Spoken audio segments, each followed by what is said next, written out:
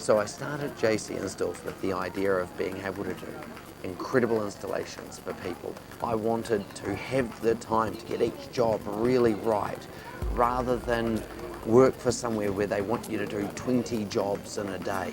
I wanted to exceed customer expectations, have it a fully equipped workshop, computers, routers, jigsaws, the right flash multimeters so we can actually talk to these cars and listen to what the audio system is telling us, so each job can leave absolutely fabulous. My aim was to tailor the business to be able to meet high-end customers' desires and mid-end customers' desires in a high-end way. Hey, you want to buy a $100 stereo? You want to get that $100 stereo installed better than anywhere else in the South Island? You come and see us. I have to grab this. We've spent the last few years decking out our workshop, getting our staff trained to the right level, and we're getting some really cool jobs coming through.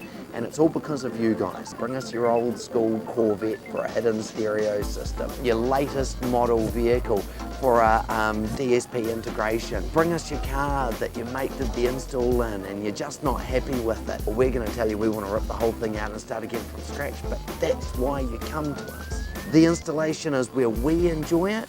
The end result is where you get to enjoy the bit that we enjoy doing.